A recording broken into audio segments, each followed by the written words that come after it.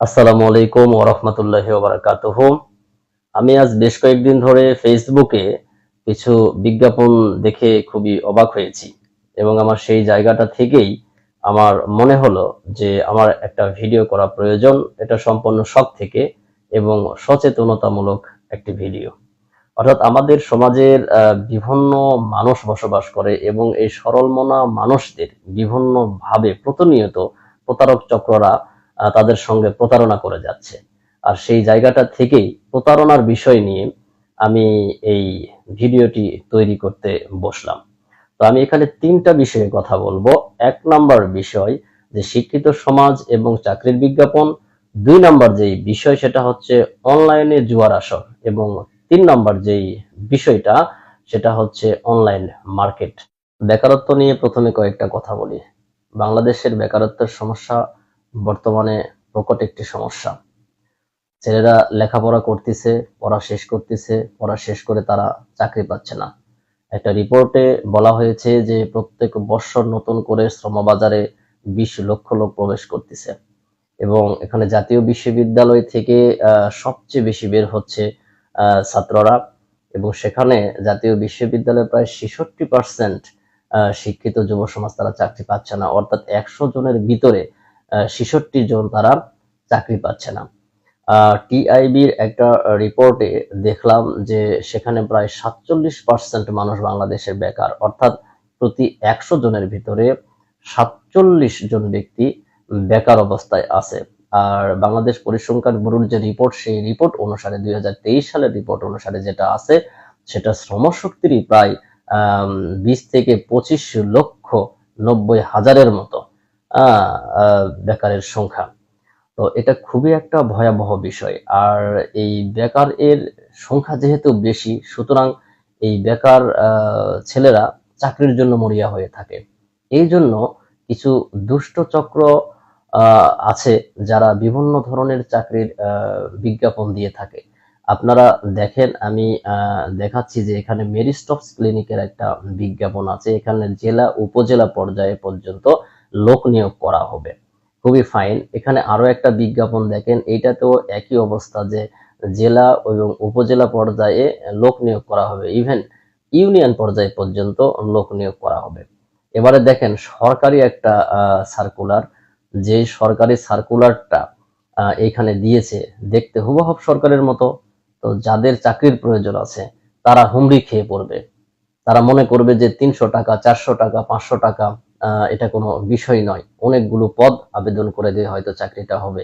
আর এরকম ভাবে আমাদের বিভিন্ন শিক্ষিত যুব সমাজ আছে, তারা আবেদন করে এবং তারা সেখান থেকে প্রতারিত হয়। তো এটা একটা প্রতারণার বিষয়। তো এখন এই যে প্রতারণার বিষয় প্রতিনিয়ত ঘটতেছে, এটার থেকে পরিত্রাণ পাওয়ার উপায় কি? এটা মানে কিভাবে আমরা বুঝবো যে এই সার্কুলারটা ভুয়া? অর্থাৎ এটা বুঝতে গেলে আমাদের কয়েকটা পয়েন্ট নোটিফাই করতে হবে। প্রথমে দেখতে হবে যে সার্কুলারটা ছেড়েছে সেই সার্কুলারটার মানে বেতন কেমন এবং পদ কেমন এবং শিক্ষাগত যোগ্যতা কেমন। শিক্ষাগত যোগ্যতা কম দিয়ে যখন বেশি পরিমাণে অর্থ প্রদান করার বা পারিশ্রমিক দেওয়ার একটা সার্কুলার থাকবে, অটোমেটিক বোঝা যাবে যে এটা একটা ভুয়া সার্কুলার। ২ নম্বরে কিভাবে বুঝবেন? ২ নম্বরে সরকারি সার্কুলার হলে অবশ্যই সরকারের যে নীতিমালা আছে, স্কেল আছে, সেই অনুসারে থাকবে বেতন ভাতা দিয়ে। এবং তৃতীয়ত যেই বিষয়টা সেটা হচ্ছে সাধারণত বর্তমান সময়ে সবগুলো প্রতিষ্ঠানে প্রায় ওয়েবসাইট আছে। আর এই ওয়েবসাইটে লক্ষ্য করতে হবে যে .gov.bd এই জিনিসটা আছে কি নাই, এভাবে লক্ষ্য করতে হবে। আরো একটা বিষয় লক্ষ্য করা যায় যে এটা ছোট্ট কাগজে অনেক পরিমাণে পদের বিজ্ঞাপন থাকবে। এখানে উল্লেখ করি যে চাকরির যে পত্রিকাগুলো আছে সেই পত্রিকাগুলো সুন্দর করে লিখে দেয় যে নকল হইতে সাবধান, হ্যাঁ, কেউ প্রতারিত হবেন না, এরকম অনেক কিছু থাকে। অথচ তাদের যে চাকরির বিজ্ঞাপনের যে মানে পত্রিকাটি, সেইটাতেই তারা মানে ভুয়া যে বিজ্ঞাপনগুলো সেগুলো কিন্তু প্রচার করে থাকে। সুতরাং এটার থেকেও আমাদের সাবধানে থাকতে হবে। ২ নম্বরটা হচ্ছে অনলাইনে জুয়ার বিজ্ঞাপন। অর্থাৎ আপনারা ফেসবুক চালাতে গেলে প্রায়শই দেখে থাকবেন যে কিছু অ্যাড আসে এবং ওই অ্যাডগুলো এসে সুন্দর করে বলতেছে যে আপনি কি কখনো লাখপতি হওয়ার কথা স্বপ্নেও ভেবেছেন? আপনি যদি লাখপতি হতে চান তাহলে আমাদের এই অ্যাপসটি ডাউনলোড করুন এবং 5টি স্টেপের 5টি জ্যাকপট জিতুন। রাতারাতি আপনি লাখপতি হয়ে যাবেন। আরো একটা বিজ্ঞাপন দেখেন, এইখানে যেই বিজ্ঞাপনটার কথা বলা হচ্ছে যে আপনি কি কখনো কোটিপতি হওয়ার কথা চিন্তা করেছেন? আপনি যদি কোটিপতি হতে চান তাহলে এক্ষুনি আমাদের অ্যাপসটি ডাউনলোড করুন। আরো একটা কথা বলি, আরো একটা অ্যাপস দেখেন যে 2 সপ্তাহ আগে আমি আমার মা এবং আমার বাবাকে গাড়ি কিনে দিয়েছি। এরকম বিভিন্ন ধরনের আকর্ষণীয় বিজ্ঞাপন আপনারা দেখে থাকবেন। তো এই বিজ্ঞাপনটা নিয়ে আমি সামান্য একটু আলোচনা করি। এই বিজ্ঞাপনটার বিষয়টা এটা, যখন আপনি ডাউনলোড দিবেন, যখন খেলতে যাবেন, আপনি কিয়ামত পর্যন্ত জিততে পারবেন না। কেন জিততে পারবেন না কিয়ামত পর্যন্ত? এটা সম্পূর্ণ রোবোটিক সিস্টেমে নিয়ন্ত্রণ করা হয়। আপনার সব তথ্য তাদের কাছে আছে, তারা সবকিছুই জানে, তারা সবকিছুই মানে তথ্য রাখে। আপনি কত ইনকাম করতেছেন, কত দিচ্ছেন, তো যে কোনো ভাবেই হোক আপনি খেলতে খেলতে আপনার কাছ থেকে তারা টাকাটা নিয়ে নিবে। সুতরাং এইরকম ভুলভাল জিনিস ডাউনলোড দিবেন না, এগুলো থেকে দূরে থাকবেন। একটা বিশাল একটা প্রতারণার ফাঁদ। তৃতীয়ত, অনলাইন মার্কেট।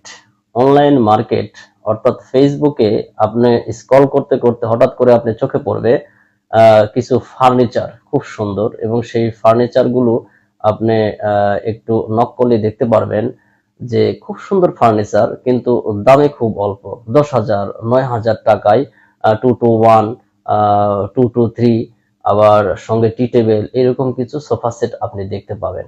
দারুণ। আবার আপনি দেখতে পাবেন যে খুব সুন্দর খাট, এই খাটটা আপনাকে খুব কম দামে দিয়ে দিচ্ছে। আবার ইলেকট্রনিক পণ্য এবং অন্যান্য পণ্য সবগুলোই ক্ষেত্রে দেখবেন যে স্বাভাবিক একটা জিনিসের দাম যেটা হবে তার চাইতে প্রায় 4-5 গুণ কম দিয়ে আপনাকে তারা দিতে চাচ্ছে। অর্থাৎ এখানে সুন্দর করে তাদের মোবাইল নাম্বার দেওয়া আছে, এবং তাদের সঙ্গে যখন আপনি যোগাযোগ করবেন, এই যোগাযোগ করার পরে আপনাকে বলবে ঠিক আছে আমরা পাঠাবো মালামাল, সমস্যা নাই, আপনি অগ্রিম হিসেবে আমাদের এই অ্যাকাউন্টে 1500 বা 2000 টাকা পাঠিয়ে দেন। যখন এই 1500 বা 2000 টাকা আপনি পাঠিয়ে দিবেন, এই টাকাটা পাঠানোর পরে তারা আর আপনার সঙ্গে যোগাযোগ করবে না, আপনার আর মালও পাঠাবে না। তো এইরকম করে প্রতিনিয়ত অনলাইন থেকে জিনিসপত্র কিনে অনেকেই লস খাচ্ছে। সুতরাং এই বিষয়টা থেকে আমাদের খুবই সাবধানে থাকতে হবে। তো এই ছিল আমার আজকের আলোচনা। ভালো থাকবেন। আল্লাহ হাফেজ।